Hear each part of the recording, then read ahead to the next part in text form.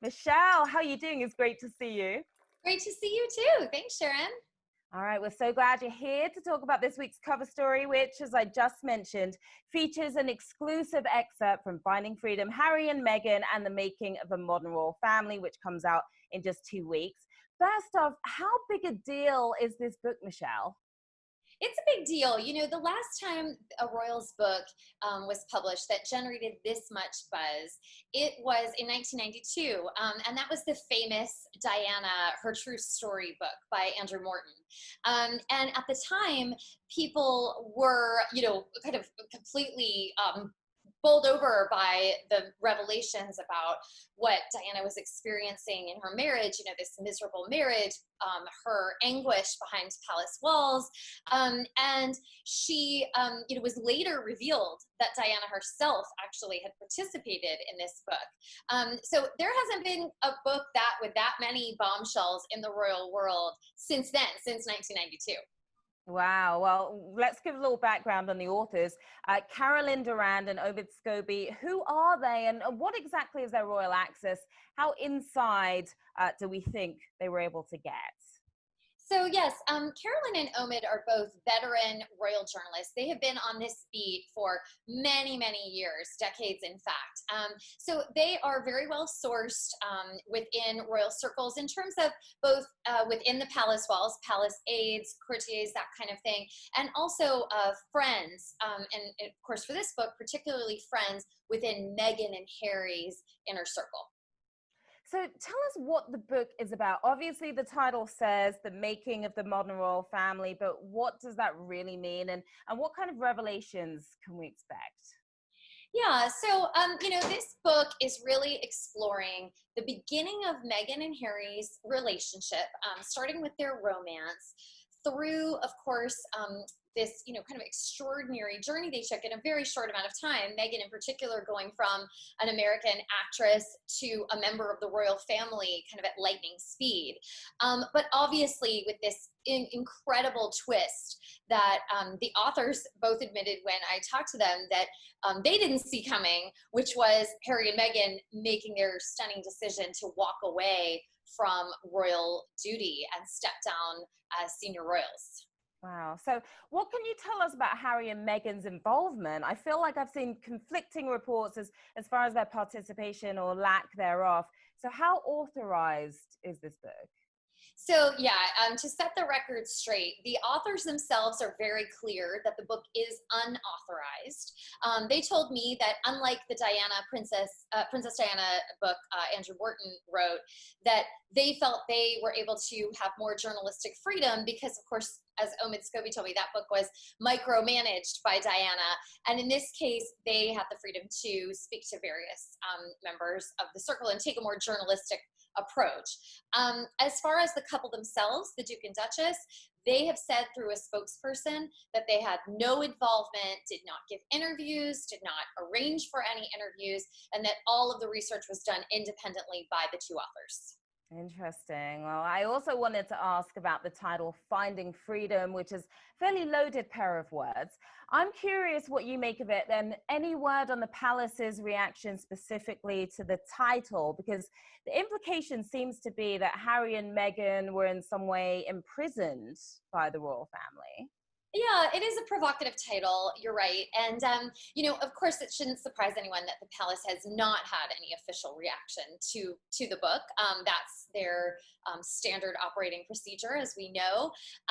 So I think as far as Meghan and Harry feeling imprisoned or trapped, I think certainly the implication is yes, the freedom they sought was outside of the restrictions placed upon them by the institution.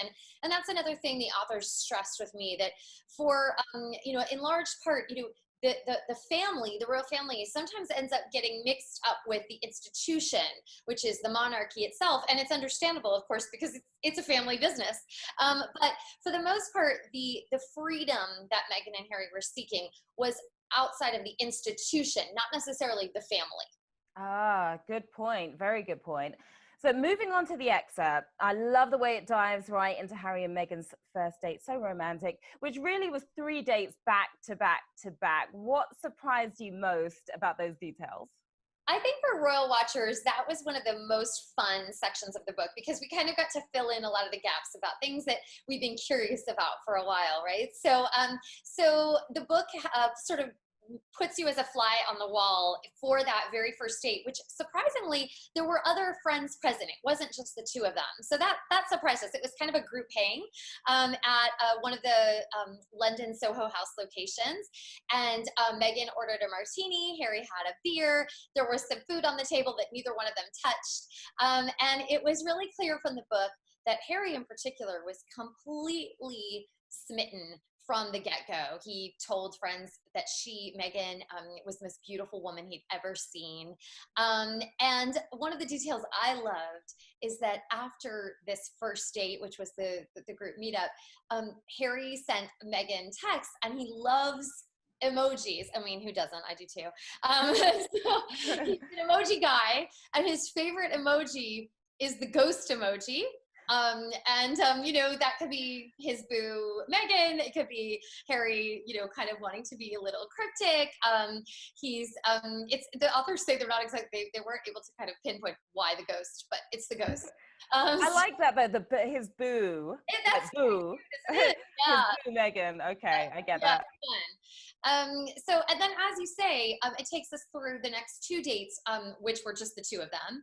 And the romance just really quickly developed. By the third day, one of the details I loved is that Meghan is taking just a regular black cab to Kensington Palace, where Harry was living at the time. He was living in Knott Cottage. They call it Knott Cot. And that's a fun scene the authors paint where she's expecting chandeliers and red plush carpets. And instead what she finds is this really pretty kind of quaint, charming little cottage with Harry towering inside, his head about to hit the ceiling, which I thought was cute. And the coats hanging up right there in the hallway as well, reminded me of my own place. Yep. I also thought the part about the Palisade calling Meghan early on to sort of chastise her about how she was handling the paparazzi was really interesting. And how Meghan said, quote, "I can't win," because she felt she'd be criticized no matter what she did. Also, It really shows how Meghan felt like she was on the defensive from day one. Do you agree? I do. I think she felt that she was caught off guard by the level of scrutiny. Obviously this is a woman who's familiar with the paparazzi of Los Angeles and growing up in Hollywood and in the public eye. But this was a level that, everyone can agree that it's kind of nothing can prepare you for, right? So that includes the scrutiny coming from within the palace itself. And as you mentioned, Meghan wore a necklace that had the initials H and M. And this was before the relationship was being buzzed about, but before there was a photo of the two of them together, Harry and Meghan. So when she wore the necklace, of course, it caught the paparazzi's attention. It caught the media at large's attention. We covered the necklace at the time.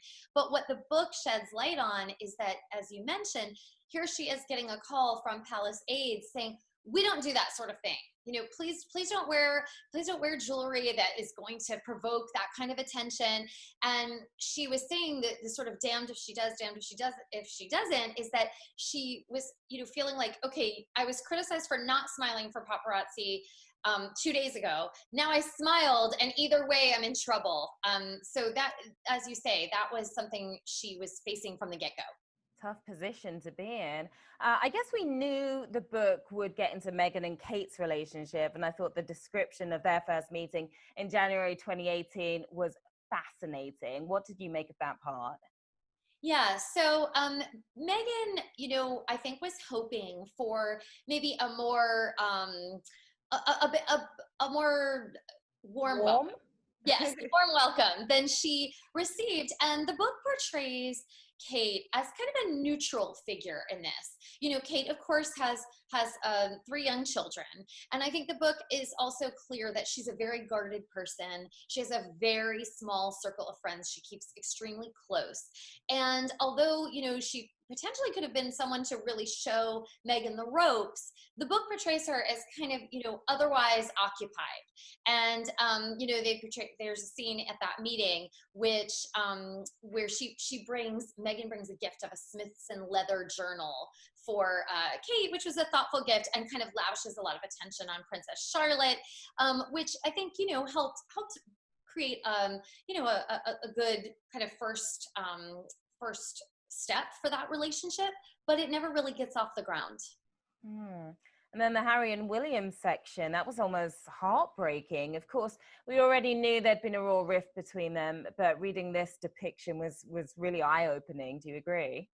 I do. This book elaborates on our own reporting, which was, we knew that Prince William had warned his brother that he thought the relationship with Meghan was moving too quickly. That has always been, all of our sources have always told us that was sort of the source of the rift, and which would then widen as the months went on.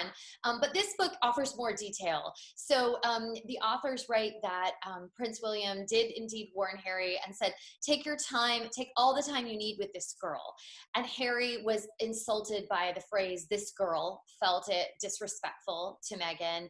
And in general, the book kind of, elaborates on how the different personalities, I think there's a line, like something like, there's a fine line between caring and condescension. And, Harry felt that William was being condescending. William felt he was being a, thoughtful older brother, protective older brother. And that miscommunication kind of really sparked what would become a pretty big conflict between the brothers.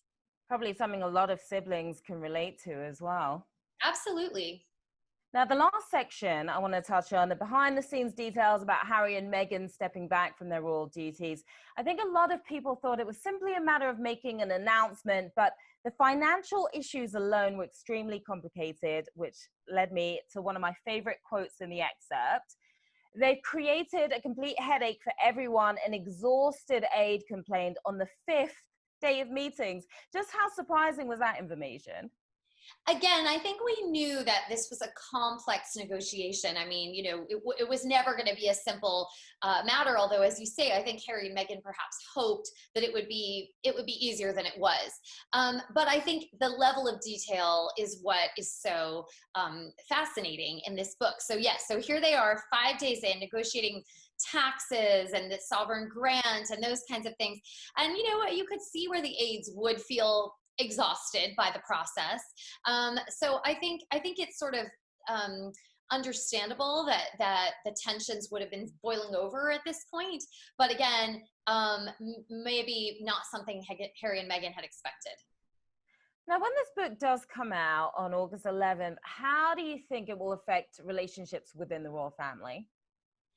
Well, I think that anytime the royal family's private business is made public, they are unhappy. And this is a family that has preserved their mystique for centuries. And that mystique has served them really well. They're not a Hollywood style family where we know, what goes on. They don't share. So that the fact that others share about them, that really flies in the face of sort of their personal code of conduct. And certainly the palace's preference is that this kind of thing not be made public. So I think there will be many in the royal family, both the family itself and the aides, who find the book just another example of, private matters being made public since Harry and Meghan became a couple. I think there's a sense that has sort of become a pattern. Well, so far, have you heard anything from your palace sources as far as how the Queen is reacting to the book and all the media attention surrounding it? The one thing we hear from our sources is that the Queen is, so close with Harry and vice versa. Harry is so close with the Queen that, she's really good at compartmentalizing in terms of her love for her grandson is unwavering. She wants his happiness. She wants, Meghan and Harry together to be happy. Archie, obviously, one of the things Omid told me was, he said, there was a lot made out of, people were saying how is the queen going to see Archie? This is, you know, this is also terrible. They're not even close, you know, when the first rift started to happen. And he said, you know, sources were saying no one saw Archie more during the time that Meghan and Harry were living in Windsor, because they were just up, you know, down the hill. So, so she is close with Harry, and with, you know, that little family. And I think she will put aside, I think this book will be noise to her, and her relationship with Harry is kind of sacrosanct. So fascinating. And finally, what have you heard as far as Harry and Meghan's reaction?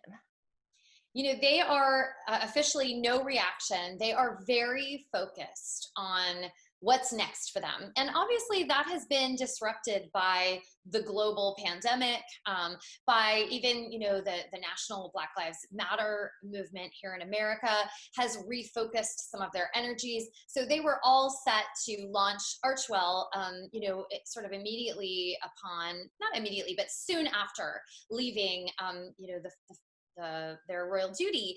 And another thing Omid said was, he said, you know, I think this is a couple that really needed the lockdown, but didn't know they needed the lockdown, because they are kind of a constantly working pair. So they've had time to reevaluate kind of what they want to do with this foundation. And again, this book is very much officially not on their radar.